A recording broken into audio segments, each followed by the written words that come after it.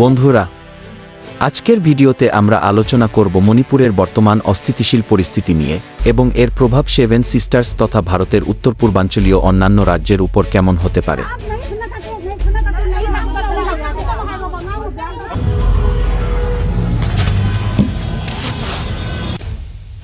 মণিপুরে সম্প্রতি সংঘাতের নতুন অধ্যায় উন্মোচিত হয়েছে। রাজ্যটির ভেতরকার তীব্র রাজনৈতিক ও সাম্প্রদায়িক উত্তেজনার মধ্যে গত সপ্তাহে একাধিক সংঘর্ষের ঘটনা ঘটেছে। মণিপুরী এবং কুকি জনগণের মধ্যে বিরোধের ফলে শহর ও গ্রামাঞ্চলে সহিংসতার ঘটনা বেড়ে গেছে।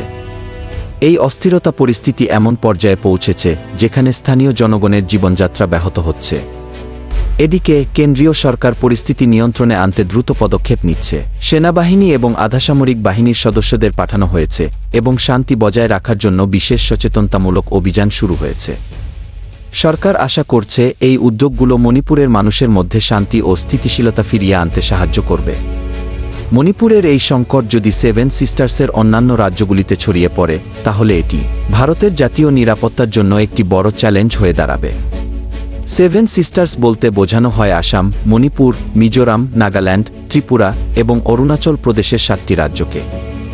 এই অঞ্চলের ভৌগোলিক ও সাংস্কৃতিক বৈচিত্র্যের কারণে একটি অঞ্চলের অস্থিরতা অন্য রাজ্যগুলিতে ক্ষিপ্ত প্রতিক্রিয়া সৃষ্টি করতে পারে। বিশ্লেষকরা বলছেন, মণিপুরের অস্থিরতা যদি এই 7টি রাজ্যের মধ্যে ছড়িয়ে পড়ে তবে পুরো উত্তর পূর্ব অঞ্চলের নিরাপত্তা পরিস্থিতি জটিল হয়ে উঠতে পারে। স্থানীয় রাজনৈতিক দলের দ্বন্দ্ব, জাতিগত উত্তেজনা এবং সামাজিক অস্থিরতার কারণে এই অঞ্চলের নিরাপত্তা পরিস্থিতি আরও গুরুতর হতে পারে। তো চলুন দেখে আসি পরিস্থিতি মোকাবেলার জন্য ভারতের হাতে কি কি অপশন আছে। এমন পরিস্থিতি মোকাবিলার জন্য সরকারের উচিত একটি সমন্বিত কৌশল গ্রহণ করা যা সেভেন সিস্টার্সের সকল রাজ্যের সাংবিধানিক ও রাজনৈতিক চাহিদা পূরণ এবং সমগ্র অঞ্চলে স্থিতিশীলতা নিশ্চিত করবে।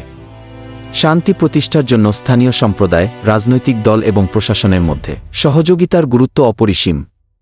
মণিপুরের বর্তমান পরিস্থিতি শুধুমাত্র একটি স্থানীয় সমস্যা নয়, বরঞ্চ এটি জাতীয় নিরাপত্তার জন্য একটি বড় চ্যালেঞ্জ। এটি ভারতের অন্যান্য অঞ্চলের জন্যও একটি সতর্কবার্তা, যেখানে সাম্প্রদায়িক উত্তেজনা ও রাজনৈতিক সংঘাত মোকাবিলায় সতর্কতা অবলম্বন করা জরুরি।